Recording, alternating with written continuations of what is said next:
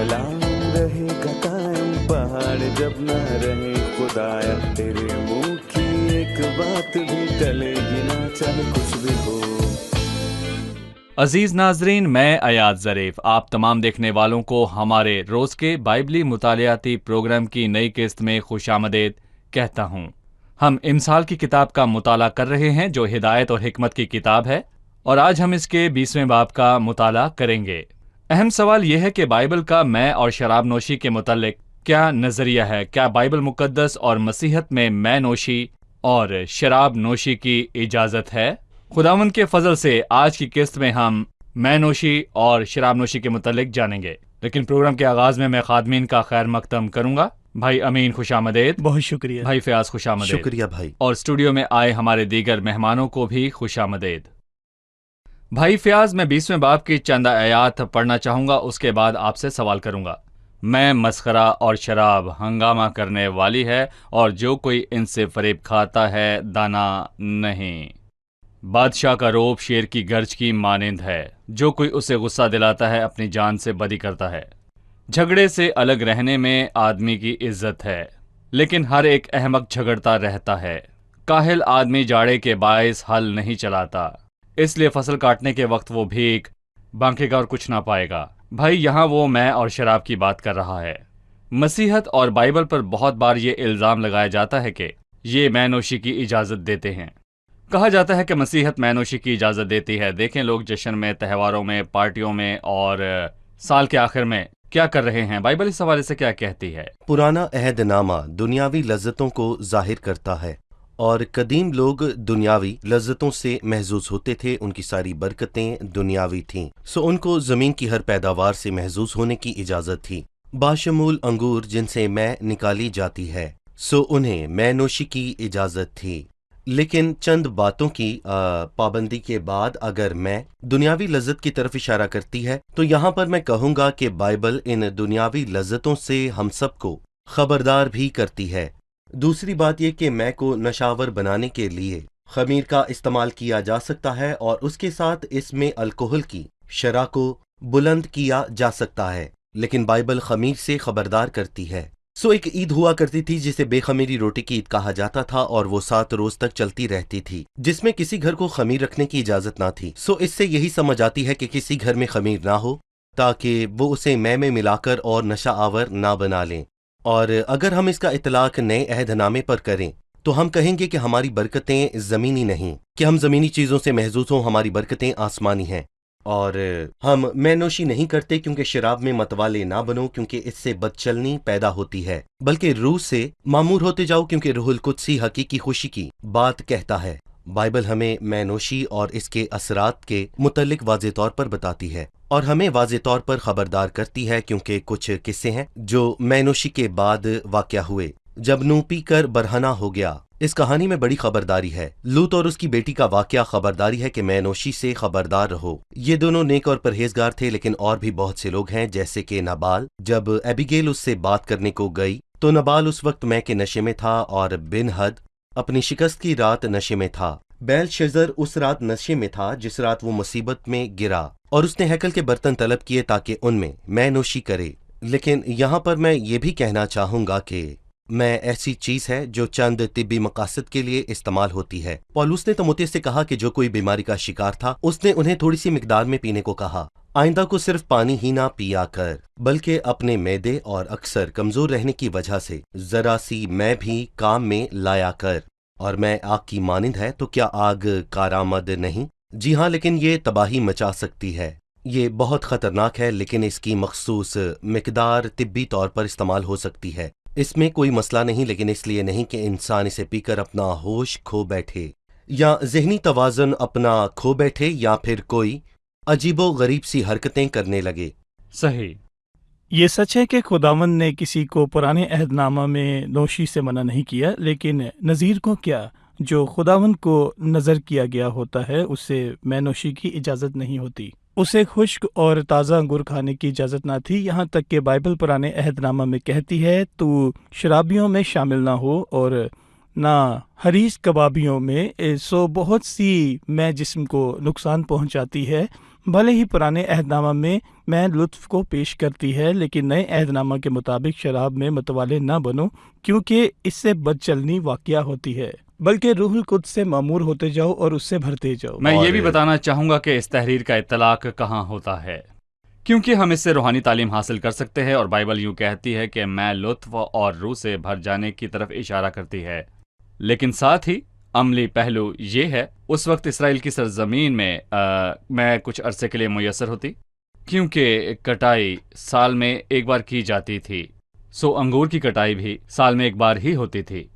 اس وقت جب آپ کسی بھی اسرائیلی کے گھر جاتے تو وہ آپ کو گرم مشروبات یا سوڈا ڈرنکس یا جوس نہ دیتے تھے جیسا کہ آج ہمارے ہاں ہے، سو انہیں اس انگور کی کٹائی کو جمع کرنا ہوتا، اور وہ ان کے اگلے سال کی کٹائی تک کے لیے کافی ہوتا، سو اسے محفوظ کرنے کے لیے انہیں ایک حفاظتی کیمیکل کی ضرورت پڑتی تاکہ سارا سال اسے محفوظ رکھ سکے، سو اس میں تھوڑا سا خمیر ملا دیتے تاکہ سارا سال وہ محفوظ رہ سکے۔ سو یہ قدیمی مشروب مہمانوں کی خاطر تواضع کے لیے تھا، لیکن کثرت مے نوشی ایک مسئلہ ہے، کیونکہ اس کے خمیر کے سبب انسان نشے میں چور ہو جاتا ہے۔ تو کیا اس کی اجازت تھی، یا کیا یہ عام تھی، یا عام پیے جانے والا قدرتی مشروب تھا جو مہمانوں کو پیش کیا جاتا؟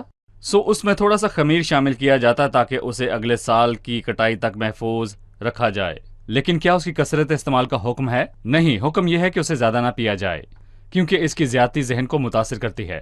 خداوند چاہتا ہے کہ ہم ذہین ہوں، لہٰذا جو چیز ذہن کو متاثر کرتی ہے یا توازن بگاڑتی ہے، خداوند اس کے خلاف خبردار کرتا ہے۔ اور اسی لیے مسیح یسوع کا پہلا معجزہ وہ میں بنانے والا معجزہ تھا، جس نے لوگوں کو متوالا نہیں کیا تھا، بلکہ اس کے برعکس وہ ہوش میں آ گئے اور وہاں شراب کے لفظ کی بجائے میں کا لفظ استعمال ہوا ہے۔ بالکل صحیح۔ ہم وقفے کے بعد مطالعے میں آگے بڑھیں گے۔ ناظرین، ملتے ہیں ایک چھوٹے سے وقفے کے بعد، ہمارے ساتھ رہیے۔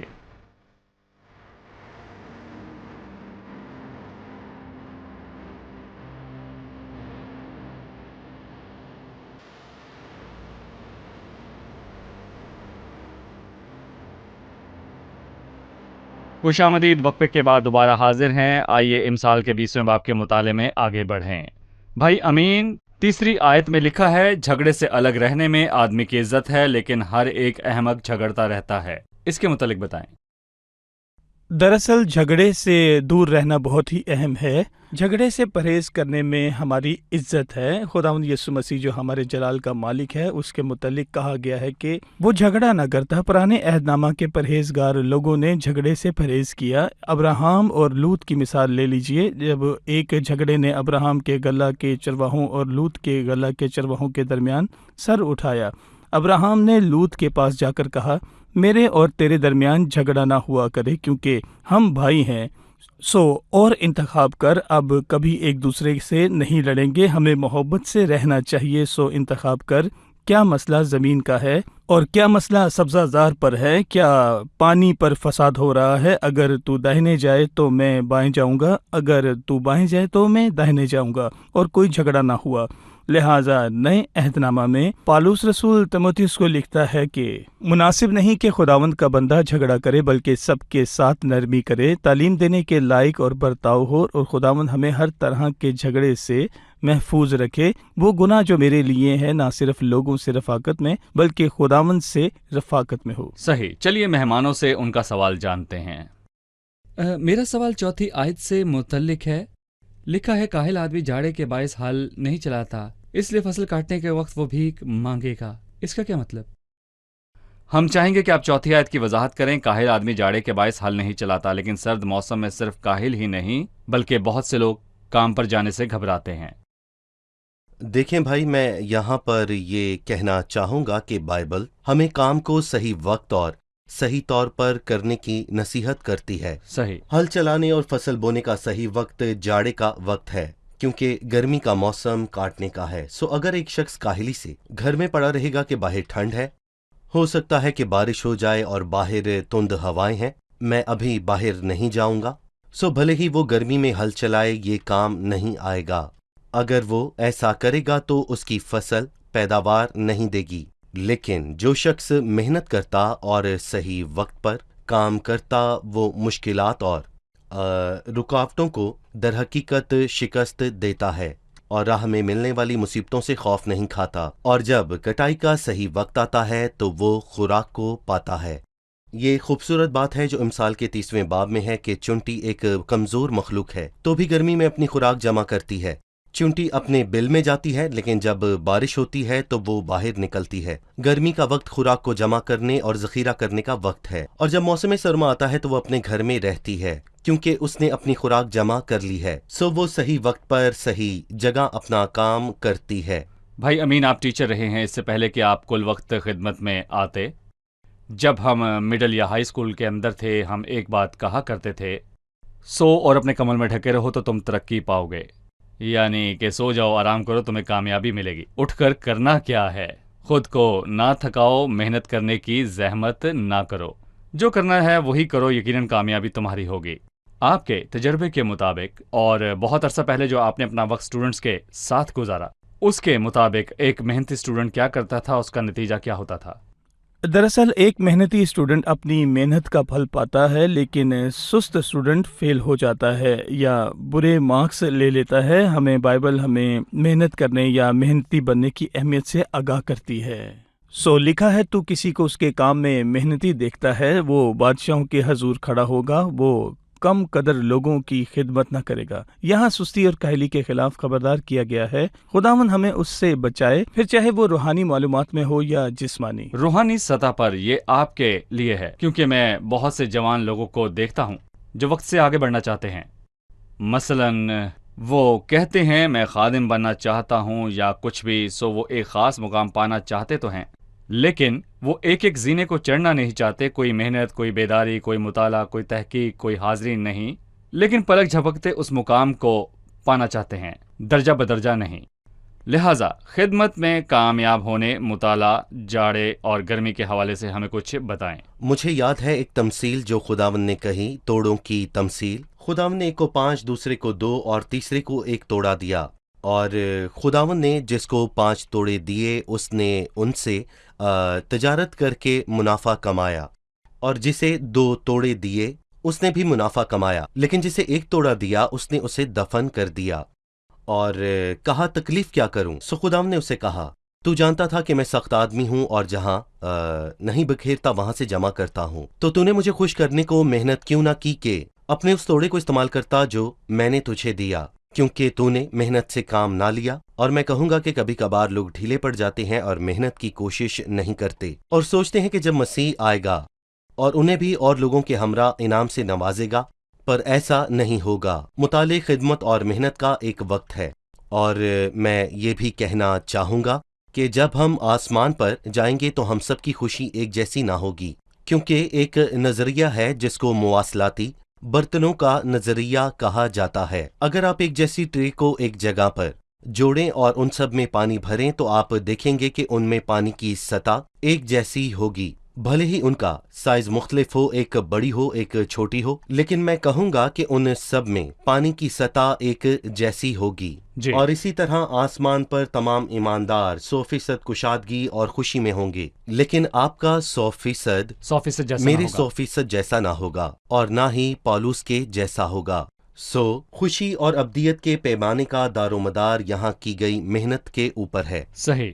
در حقیقت آپ جس قدر بائبل کے نزدیک آئیں گے اور اسے عزت اور احترام دیں گے، اسی قدر عزت بائبل آپ کو دے گی۔ ہم جس قدر محنت جاڑے میں کریں گے، بیج بونے میں جتنی محنت کریں گے، گرمی میں کٹائی کے وقت اسی قدر کاٹیں گے۔ آپ کے سوال کا جواب دینے سے پہلے بھائی عیاد، میں کہوں گا کچھ محظوظ اقدامات ہیں جو انسان کو اٹھانے چاہیے تاکہ وہ کٹائی کر سکیں۔ پہلے تو اسے میدان میں ہل چلانا چاہیے، دوسرا یہ کہ اسے بیج بونا چاہیے، تیسرا پانی دینا چاہیے، چوتھا فصل کی دیکھ بھال کرنی چاہیے، پانچواں کٹائی۔ میں یہ کہنا چاہوں گا کہ پہلے قدم کے بنا پانچواں قدم نہیں ہوگا۔ یہی بات جوانوں کے لیے بھی ہے۔ اگر آپ ایک اعلیٰ مقام پانا چاہتے ہیں، بھلے وہ جسمانی طور پر ہو یا روحانی، آپ کو محنت کرنا پڑے گی۔ جو آنسوؤں سے بوتے ہیں وہ خوشی سے کاٹیں گے۔ جی بالکل، خوشی سے کاٹیں گے۔ بھائی امین، 6 آیت کی طرف بڑھتے ہیں، اور 6 آیت یہاں بہت اصولوں کی بات کرتی ہے۔ امید ہے کہ ہم سب ان کے مطابق جینا سیکھیں گے۔ 6 آیت میں مرکوم ہے، اکثر لوگ اپنا اپنا احسان جتاتے ہیں، لیکن وفادار آدمی کس کو ملے گا؟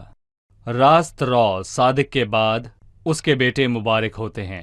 بادشاہ جو تخت عدالت پر بیٹھتا ہے خود دیکھ کر ہر طرح کی بدی کو پھٹکتا ہے۔ کون کہہ سکتا ہے کہ میں نے اپنے دل کو صاف کر لیا ہے اور میں اپنے گناہ سے پاک ہو گیا ہوں؟ میں چاہوں گا کہ آپ اس کی وضاحت فرما دیجیے۔ دراصل چھٹی آیت میں لکھا ہے اکثر لوگ اپنا اپنا احسان جتاتے ہیں، لیکن وفادار آدمی کس کو ملے گا؟ وہ ہم سے کہنا چاہتا ہے کہ جو کوئی بولنا چاہتا ہے اسے بولنے دو، جو کوئی کہتا ہے میں نیک ہوں، وفادار ہوں، اسے کہنے دو۔ لیکن وفادار آدمی کس کو ملے گا؟ یہ آزمائش سے ملتا ہے۔ آج ایک وفادار شخص بہت ہی نایاب ہے۔ اس شرارت سے بھری دنیا میں جہاں جھوٹ اور فریب ہے، کسی بھی بزنس مین کو ہی دیکھ لیں یا کسی فیکٹری کے مالک کو ہی دیکھ لیں، وفادار لوگوں کی اس کو ضرورت ہوتی ہے تاکہ کثرت سے پیداوار ہو۔ اور میں یہ کہہ سکتا ہوں کہ وفاداری خدا کی صفات سے ملتی ہے۔ خدا سچا ہے۔ میں نے تمہیں اپنے بیٹے ہمارے خداوند یسوع مسیح کی شراکت کے لیے بلایا ہے۔ خداوند یسوع کے حق میں یہ تذکرہ کیا گیا ہے کہ وفادار گواہ ہے۔ سو یسوع مسیح وفادار گواہ ہے، اور وفاداری خدا کی صفات میں سے ایک ہے۔ خدا کے وفادار لوگ دانیال کی مانند تھے، موسیٰ کی مانند تھے، اور بہت سے جو وفادار ہیں۔ سو میں یہاں پر کہہ سکتا ہوں کہ ہمیں خداوند میں وفادار رہنے کی توفیق بخشے۔ جان دینے تک وفادار رہ تو میں تجھے زندگی کا تاج دوں گا۔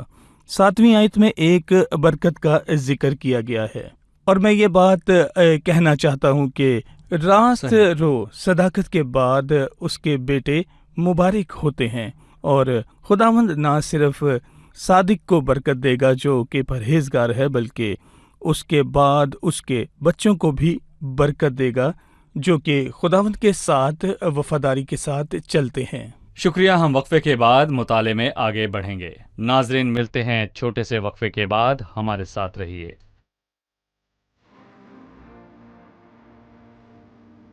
بائبل مقدس کے ساتھ میرا تعلق میری تبدیل ہونے سے پیشتر ہی جڑ گیا تھا۔ میں بچپن ہی سے اسے پڑھتا آیا ہوں، گویا یہ میرا فرض ہو، اور میرے والدین اور والدہ میری حوصلہ افزائی کرتے تھے۔ کیونکہ میں ایک پرہیزگار مسیحی خاندان میں پلا بڑھا، سو میں نے بائبل پڑھنے کو ایک ڈیوٹی جان کر سر انجام دیا۔ لیکن جب میں نے نئے سرے سے پیدا ہوا تو میں نے محسوس کیا کہ بائبل تو حیرت کن خوبصورت لذیذ ہے، تو خدا کا میرے لیے یہی کلام ہے۔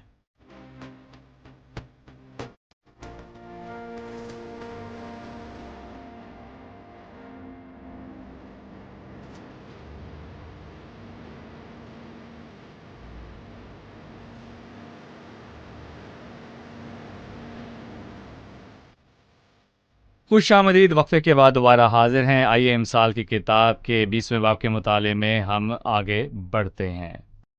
ڈاکٹر فیاض، اگر ہم 14ویں آیت کو دیکھیں تو ایک بحث ہے جو غور طلب ہے۔ بائبل میں یہ الفاظ کسین کے بیج ہیں، گویا کوئی عام یا مشہور بات ہو۔ لکھا ہے، خریدار کہتا ہے ردی ہے ردی، لیکن جب چل پڑتا ہے تو فخر کرتا ہے۔ اس سے کیا مراد ہے؟ وہ یہاں دھوکے بازی اور فریب اور عملی زندگی میں خرید و فروخت کے معاملے اور دھوکہ دینے اور جھوٹ بولنے کے متعلق خبردار کرتا ہے۔ مثلا میں کچھ خریدنے کو جاتا ہوں جو بہت اچھا ہے، لیکن میں کہتا ہوں کہ یہ برا ہے۔ ردی کسی کام کی نہیں۔ ردی کسی کام کی نہیں، اور میں اسے بیچنے والوں کو قائل کرتا ہوں کہ یہ بیکار ہے تاکہ میں اسے کم داموں خرید سکوں، اور جب میں خرید لیتا ہوں تو میں جا کر دیکھتا ہوں کہ یہ کتنا شاندار ہے اور مجھے کتنے کم پیسوں میں ملا، بھلے ہی یہ بہت آؤ ہے۔ لیکن میں کہوں گا کہ بائبل کہتی ہے کہ ایمانداروں کو ایسا نہیں کرنا چاہیے کہ ایک چیز کو کم داموں میں خرید کر شیخی مارنا کہ یہ تو بڑی مہنگی تھی، میں نے سستے داموں میں خریدی، یہ دھوکہ ہے۔ سو یہ اچھا نہیں کہ ہم بے انصافی سے جھوٹ بولیں اور دھوکہ دیں۔ یہ بہت بری بات ہے جب ہم کسی ایماندار کو ایسا کرتے دیکھتے ہیں۔ اگر ہم ابراہام کی مثال لیں جو ایمانداروں کا باپ ہے، اور جب وہ ایک کھیت خریدنا چاہتا تھا تو ہتھیوں نے اسے کہا کہ تو اسے بطور تحفہ لے لے، پر اس نے کہا میں قیمت ادا کروں گا۔ سو پرہیزگار کبھی مول تول نہیں کرے گا بلکہ پوری قیمت ادا کرے گا۔ جب داؤد نے ارونا یبوسی سے کھلیان خریدا تو اس نے بھی قیمت ادا کی۔ صحیح۔ میں کبھی کبھار تصور کرتا ہوں کہ اگر کوئی کچھ خریدنے جائے جس کی قیمت $1000 ہو، اور وہ چالاکی سے مالک کو کہے کہ اس میں نقص ہے، اس میں مسئلہ ہے، تو میں اسے $900 میں خریدوں گا۔ میرا خیال ہے اس چیز پر سے خداوند کی برکت کم ہو جائے گی، اور وہ سالوں چلنے کی بجائے کچھ ہی عرصے چلے گی، جس حساب سے اس کی قیمت ادا کی گئی تھی، لہٰذا میرا حساب خدا کے حساب کے مطابق ہونا چاہیے۔ میں خدا کے فرزندوں میں سے ایک ہوں۔ ہمارے آس پاس تاریکی کے کام عام ہیں۔ خرید و فروخت میں مول تول، دھوکے بازی یہ خدا کے فرزندوں کی صفات نہیں ہیں۔ جب ایک ایماندار کچھ بیچتا ہے اسے فریب نہیں دینا چاہیے، اسے مثبت اور منفی دونوں باتیں بتانی چاہیے، اچھی اور بری دونوں، تاکہ ہر ایک بات واضح اور شفاف ہو۔ ساتھ ہی میں نے غور کیا کہ دونوں صورتوں میں ڈاکٹر فیاض نے ہمیں بتایا کہ جب ابراہم ہتھیوں سے مغفیلہ کا غار خریدا اس نے مول تول نہ کیا، جب داؤد نے ارونا بیوسی سے خلیان خریدا تاکہ وہاں خدا کا مذبح تعمیر کرے تو وہاں بھاؤ تاؤ نہ ہوا۔ میں بھاؤ تاؤ کے متعلق یہ کہنا چاہوں ہم تو گا بھاؤ کہ تاؤ کے ماہر ہیں، لیکن یہ اچھی بات نہیں۔ مجھے ایک حقیقی مثال یاد ہے کہ ایک مسیحی تاجر جو بالائی مصر کے کسی گاؤں میں تھا، حالانکہ اس گاؤں میں صرف 4 مسیحی خاندان تھے، اور وہ تاجر لکڑی کی تجارت کرتا تھا۔ وہ استعمال شدہ لکڑی خرید کر اسے نیا کر کے بیچتا تھا۔ جب کوئی خریدار آتا اور کہتا کہ یہ دروازہ خریدنا چاہتا ہوں، وہ کہتا کہ میں نے یہ اس بھاؤ خریدا ہے اور اس پر اتنی محنت کی ہے، اور میں اس پر یہ منافع لوں گا اور اسے اتنے میں بیچوں گا۔ ہر بات میں وفاداری، وہ بتاتا ہے کہ اس میں یہ خرابی تھی۔ لہٰذا گاؤں میں اس کے علاوہ اور بھی تاجر ہو سکتے ہیں، لیکن وہاں کے لوگ اس پر اعتماد کرتے ہیں کیونکہ وہ وفادار تھا۔ ایک وفادار شخص ہے۔ بالکل۔ ہماری وفاداری کہاں تک خدا ان کی گواہی دیتی ہے اور اسے کتنا جلال ملتا ہے۔ چلیے حاضرین سے بھی ان کا سوال جانتے ہیں۔ جلد بازی سے کسی چیز کو مقدس ٹھہرانا اور منت ماننے کے بعد دریافت کرنا آدمی کے لیے پھندا ہے۔ ہم اس کی وضاحت چاہیں گے۔ ہم چاہیں گے کہ آپ 25ویں آیت کی وضاحت فرما دیں۔ میں کہوں گا جلد بازی سے مقدس ٹھہرانے کا مطلب ہے تیزی کرنا۔ بنا سوچے سمجھے ایک شخص کسی چیز کو مقدس ٹھہرانے کا فیصلہ کرتا ہے، لیکن اس کے بعد اسے پتہ چلتا ہے کہ وہ ایسے نہیں کر سکتا۔ میں 2 باتوں پر روشنی ڈالنا چاہوں گا کہ منتوں کا تعلق شریعت سے ہے۔ شریعت یہ مانتی ہے کہ انسان کچھ کرنے کی قابلیت شریعت جو کہ رکھتا پرانے ہے۔ عہد نامے کے احکام پرانے ہیں۔ عہد نامے کا احکام جو کہ سادہ ہے کہ تو یہ کر تو جیتا رہے گا۔ لکھا گیا ہے کہ کر، اور یہ مانا گیا ہے کہ انسان کر سکتا ہے۔ انسان جو منتیں مانتا ہے کہتا ہے میں کروں گا، خداوند اگر تو یہ کرے تو میں یہ کروں گا۔ مطلب کہ انسان میں منت کو پوری کرنے کی قابلیت ہے۔ اور نئے عہد نامے میں ہم دریافت کرتے ہیں کہ ہم کچھ نہیں کر سکتے، اے خداوند تیرے بغیر ہم کچھ نہیں کر سکتے۔ منتوں کا تعلق پرانے عہد نامے سے ہے، لیکن نئے عہد نامے میں ایسی کوئی چیز نہیں ہے۔ خداوند کیونکہ سب چیزیں تیری طرف سے ملتی ہیں اور ہم نے انہی میں سے تجھے واپس دیا۔ لیکن یہ آیت پرانے عہد نامے میں ایسے شخص کے متعلق ہے جو جلد باز ہے اور کہتا ہے کہ اے خدا میں فلاں فلاں چیز تیری نظر کروں گا، اور پھر اسے پتا چلتا ہے کہ وہ ایسا نہیں کر سکتا۔ لکھا ہے کہ جلد بازی نہ کر، اور ایک مثال ہے پرانے عہد نامے میں حنا نے منت مانی۔ اس نے خداوند سے یہ کہا کہ اے خداوند اگر تو مجھے اولاد عطا کرے تو میں اسے عمر بھر کے لیے تجھے دے دوں گی۔ حنا کیا تو نے اس پر غور کیا؟ اس نے کہا ہاں میں نے اپنے شوہر سے بھی مشورہ کیا، کیونکہ گنتی کی کتاب کے 30ویں باب میں نظر کی شریعت کے متعلق لکھا ہے کہ اگر کوئی لڑکی منت مانے تو اپنے شوہر یا سرپرست سے اجازت لے، اور جب تک کہ اس کا شوہر راضی نہ ہو وہ کچھ نہیں کر سکتی۔ اور میں کہوں گا کہ حنا نے اس معاملے کو بڑی باریکی سے سمجھا، اور وہ پھر اپنے شوہر کے پاس اجازت لینے کو گئی اور اس سے کہا کہ میں اس کو ہیکل کی نظر کروں گی۔ اس نے اسے کہا جو تو چاہتی ہے کر۔ اس نے اسے خداوند کی نظر کر کے اپنی منت پوری کی۔ صحیح۔ یہاں وہ شکریہ۔ کہنا چاہتا ہے اور منت ماننے کے بعد رفاقت کرنا۔ پرانے عہد نامے میں جب کوئی کچھ خداوند کو نظر کر دیتا تو ایک بار فیصلے کے بعد وہ اس سے پیچھے نہ ہٹ سکتا تھا یا یہ سوال کر سکتا تھا کہ واقعی نظر کروں یا نہیں۔ اس لیے پرانے عہد نامہ میں افتاح کی جلد بازی کی منت خطرناک ثابت ہوئی۔ اس نے کہا میں امونیوں سے لڑنے جاؤں گا، اور اگر میں فاتح لوٹا اور خداوند نے میرے دشمنوں پر فتح دلائی تو جو کوئی میرے گھر سے پہلے باہر آئے گا میں خداوند کی نظر کر دوں گا۔ اور نتیجہ یہ نکلا کہ اسے خداوند کی نظر کرنا پڑا کہ اس کی منت پوری ہو سکے جو اس نے مانی تھی۔ کلام یہ کہتا خداوند ہے نے اسے ایسا کرنے کا حکم نہ دیا تھا تاکہ بالکل، وہ خداوند نے ایسا نہ اسے- ہو کہ بائبل پر الزام آئے کہ اسے خداوند نے حکم دیا کہ اپنی بیٹی کو قربان کرے۔ بالکل، خداوند نے اسے حکم نہیں دیا بلکہ اس نے قسم کھائی اور اسے پورا کیا۔ میں یہ بتانا چاہتا ہوں کہ جو کوئی فیصلہ کرتا ہے اسے ذمہ داری سے جی نبھائے۔ ٹھیک ہے، شکریہ، خداوند آپ کو برکت دے۔ اب وقت ہے کہ ہم جانے مہمانوں نے آج کیا سیکھا۔ جی آج کے پروگرام سے آپ نے کیا سیکھا؟ 14ویں آیت میں خریدار کہتا ہے ردی ہے لیکن جب چل پڑتا ہے تو فخر کرتا ہے۔ در حقیقت میں اس واسطے بہت متاثر ہوا کہ بائبل قیمتوں میں بھاؤ تاؤ کے متعلق بتاتی ہے، اور کچھ ایسی چیزیں ہیں جو ہمیں لگتا ہے کہ بائبل میں उनका जिक्र नहीं लेकिन उनका भी बताती है। रोजमर्रा की जिंदगी। मुनासिब नहीं कि खुदावन का बंदा झगड़ा करे। खुदावन हमें झगड़े से महफूज रखे और हम अपनी आंखें मिसाल कामिल यानी खुदावन यसू पर रखें, जिसके मुतालिक लिखा कि वो झगड़ा ना करता। मुझे आर्जी ज़िंदगी में मेहनत की बात पसंद आई कि हम खुदावंद और बाइबल को और ज़्यादा जानने में मेहनत करें। इससे आसमान पर अलग ही दर्जे की खुशी मनाई जाती है। सही जी। मैं देखता हूँ कि मेहनत जिंदगी की तमाम बातों में अहम तरीन अनासर में से एक है जो हमेशा कामयाबी से हमकिनार करती है। सही। सो मैं जितनी मेहनत करूंगा खुदावन मेरे काम में उतनी ही बरकत देगा और ये कामयाबी है। सही। शुक्रिया खुदावंद आपको बरकत दे। खादमीन का भी शुक्रिया। शुक्रिया। आने वाली किस्त में मुताले में आगे बढ़ेंगे।